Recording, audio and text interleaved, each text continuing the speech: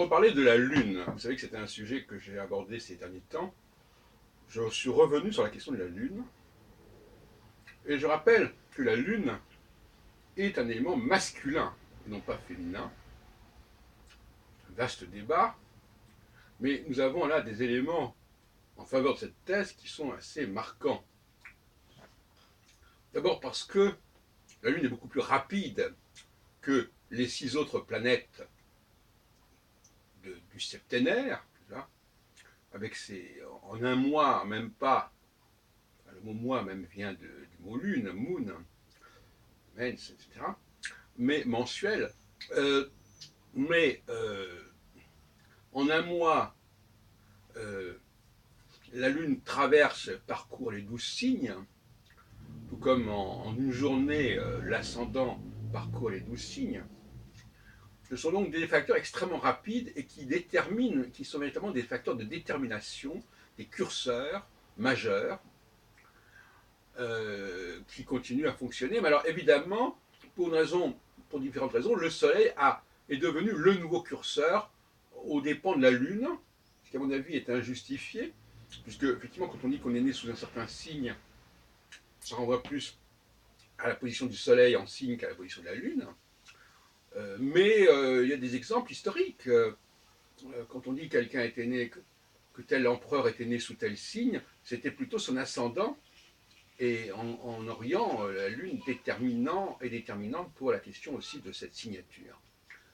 Elle pointe, à un moment donné, le signe zodiacal, ou la constellation, qui est dominante et déterminante. Alors, plusieurs réflexions à ce sujet. D'abord, prenons la question de la semaine. La semaine, qui, comme vous le savez, les jours de la semaine sont associés avec des planètes, en tout cas avec des dieux, et ils le sont de manière, je dirais, alternative. C'est-à-dire, on a alternativement le groupe Soleil, Vénus, Mercure et le groupe Mars, Jupiter, Saturne. Le sous-groupe Soleil, Mercure, Vénus, c'est le groupe des planètes, en quelque sorte, annuelles, c'est-à-dire qui mettent un an au regard du géocentrisme, on dirait de notre point de vue, qui mettent un an en gros, et en étant relativement proches les uns des autres, de toute façon, donc des élongations qui sont très limitées, un signe et demi pour Mercure et pour Vénus, respectivement. Donc il y a ce qu'on appelle le groupe solaire, l'escorte solaire, mais ça comporte aussi le Soleil. De l'autre côté, on a, face à ces planètes intérieures, on a des planètes extérieures, Mars, Jupiter, Saturne, qui elles ont des vitesses de révolution supérieures à l'année terrestre. Mars, un peu moins de 2 ans, Jupiter 12 ans et Saturne 29 ans, en gros. Jean-Pierre Nicolas, j'ai déjà dit plusieurs fois, avait bien compris que la Lune devait être mise à part. Dans son système RET, les 9 planètes ça n'inclut pas la Lune. Alors, donc la Lune est ce que j'appelle un facteur prometteur, un curseur qui va se diriger successivement vers tel et tel significateur. Et chaque signe zodiacal est un significateur qui est activé et déclenché par le prometteur qu'est la Lune. Alors, pour revenir à la semaine, à mon avis, il faudrait plutôt commencer la semaine par le lundi. Parce que le lundi, donc, c'est le jour de la Lune, et après, elle est suivie du cortège des 6 planètes. Alternativement, comme je l'ai dit, le Mars, le groupe extérieur, Mercure, le groupe intérieur, Jupiter, le groupe extérieur, Vénus, le groupe intérieur, Saturne, le groupe extérieur, et le Soleil, le groupe intérieur. Donc il y a il y a 2 triangles, en quelque sorte, qui forment une forme d'étoile à 6 branches, en quelque sorte. Donc, l'élément masculin, on ne peut pas comprendre l'élément masculin si on continue à dire que la Lune est féminine. Bon. Dans le cas des travaux de Gauquelin, j'ai insisté sur le fait qu'en 1955, il n'y avait pas la Lune dans son dispositif, il y avait seulement Mars, Jupiter, Saturne. Et que par la suite, on a rajouté la Lune et Vénus qui appartiennent au groupe intérieur, mais à mon avis, c'est très douteux au niveau de la valeur de ces résultats. Et donc, moi, je préfère m'en tenir à cette trilogie Mars, Jupiter, Saturne, qui correspond, d'après Dumézil, enfin, si on raccorde avec Dumézil, à la trifonctionnalité, au système des trois castes, c'est très cohérent avec le pouvoir des savants, Saturne, le pouvoir des philosophes et des politiques qui est Jupiter, et le pouvoir de l'armée et de tout ce qui est contrainte physique, tout ce qui est construction aussi, comme là, on construit des murs, hein, avec Mars. Donc,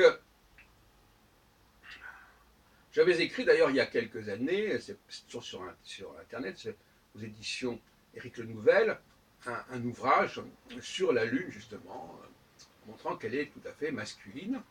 On le voit en allemand, où on dit der Mond, qui est le der étant le marqueur masculin, et die Sonne, die étant le marqueur féminin, Mond étant la Lune, et Sonne, qui correspond à l'anglais sun, comme Mond correspond à l'anglais moon, Sonne qui serait donc féminin. En français, nous avons l'erreur d'avoir interverti, et donc on dit le soleil et la lune, et à mon avis c'est une erreur, il faut dire le lune et la soleil. On va y arriver. En anglais, le problème ne se pose pas parce qu'ils n'ont pas de marqueur de genre pour les articles définis et indéfinis. C'est d'ailleurs un grand avantage de certains points de vue. Donc, je reviens sur mon intervention d'hier, enfin d'avant-hier, je ne sais plus, à propos des domiciles des planètes. Et là, il y a quelque chose qui ne va pas du tout, c'est que le dispositif proposé par Ptolémée est un dispositif héliocentrique en réalité. On dit que Ptolémée est l'avocat jusqu'à l'époque de Copernic du géocentrisme, et en réalité, la disposition, l'argumentation même que l'on trouve dans la tétrabible est une argumentation héliocentrique. Ce qu'on dit, il y a le Soleil, puis Mercure, puis Vénus, puis Mars, Jupiter, Saturne. Alors les astrologues sont ravis, ils disent, ah ben voyez-vous bien, ça colle très bien avec les connaissances astronomiques. Eh bien pas du tout. En fin de compte, on a là une question intéressante, parce que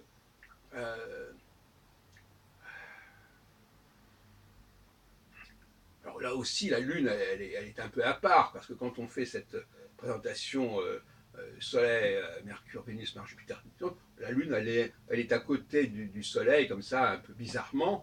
Mais il faut bien reconnaître que si, au niveau de la théorie astronomique, dans l'Almageste, Ptolémée défend le géocentrisme, dans la tétrabible, c'est plutôt l'héliocentrisme qui est là. Alors, ça laisse réfléchir, ça permet éventuellement de remettre en question la théorie selon laquelle Ptolémée serait un géocentriste à tout craint, puisque son argumentation sur la théorie des doubles domiciles place le Soleil au centre, et les autres planètes sont présentées d'après leur distance au Soleil, ce qui est déjà... Parce qu'il faudrait quand même rappeler, au cas pour ceux qui ne connaîtraient pas bien l'astronomie, c'est que d'un point de vue géocentrique, Soleil, Mercure et Vénus mettent un an environ pour faire le tour du zodiaque, mais d'un point de vue héliocentrique, le Soleil il est fixe, Mercure met 88 jours et Vénus met 225 jours. Donc c'est pas du tout la même chose. Et à ce moment-là, on comprend cette succession. Donc, quelque part, quand un astrologue d'aujourd'hui étudie tout cela, il est dans la confusion parce qu'il ne se rend pas compte de l'anachronisme. Enfin, au niveau idéologique, il y a là un dispositif du deuxième siècle de notre ère qui est déjà complètement héliocentrique, alors qu'on nous parle d'un géocentrisme qui aurait continué à exister jusqu'au XVe siècle, voire même jusqu'au XVIIe siècle. Avec, bon. Donc, il y a là un souci intéressant. Et je reviens sur l'argument que j'ai développé l'autre jour, à savoir que la Lune n'a pas à faire partie de ce dispositif en aucune façon, et qu'elle est là sur un strapontin à côté du Soleil, c'est-à-dire qu'au lieu d'avoir un Soleil qui a deux domiciles, comme Saturne a deux domiciles, comme Mercure a deux domiciles, comme Vénus, Mars, je veux dire, ont deux domiciles, on a un système avec le Soleil qui a un domicile, la Lune qui a un domicile, ça ne tient pas debout. Et donc, si vous voulez, quelque part, l'introduction de la Lune dans ce système, qui normalement aurait dû être sur 6 facteurs, qui ont chacun 2 signes, puisqu'on est avec 12 signes, eh bien, c'est un peu comme l'introduction au 19e siècle d'Uranus à côté de Saturne. Hein, c'est la même manipulation structurelle. La Lune a été, et c'est l'intrusion de la Lune à côté du Soleil, c'est du même acabit, du même tonneau que l'intrusion d'Uranus à côté de Saturne. Hein, voilà. Donc, il faut quand même reprendre les choses sérieusement. Et puis, je terminerai sur une petite note.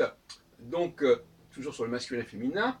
Effectivement, le féminin, donc toutes les planètes en réalité sont féminines.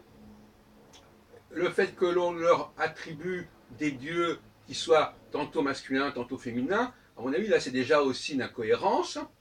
Hein. Il ne devrait y avoir que des déesses pour donner, pour qualifier, pour baptiser les planètes. Et il faudrait réserver les éléments masculins à la Lune. Enfin, bon. Donc là aussi, il faudrait se poser la question. On n'est pas obligé d'accepter des attributions masculines pour des planètes comme Mars, Jupiter ou Saturne. D'autant plus que on remarquera que, et ça s'est apparu notamment en 1801, que l'on avait conservé des noms de déesses, à savoir Pallas, Cérès, Junon et Vesta. Et puis il y a aussi Pallas, Minerve. Donc tous ces éléments féminins ont été en quelque sorte évacués. Ils ont été évacués et remplacés par des éléments masculins, à mon avis. Donc il faudrait, en quelque sorte, que Mars, Jupiter et Saturne prennent des noms qui sont ceux qui ont été attribués aux premiers astéroïdes découverts dans les toutes premières années du 19e siècle, notamment à partir de l'observatoire de Sicile d'un certain Piazzi. Voilà. Voilà pas mal de sujets de réflexion, mes chers amis.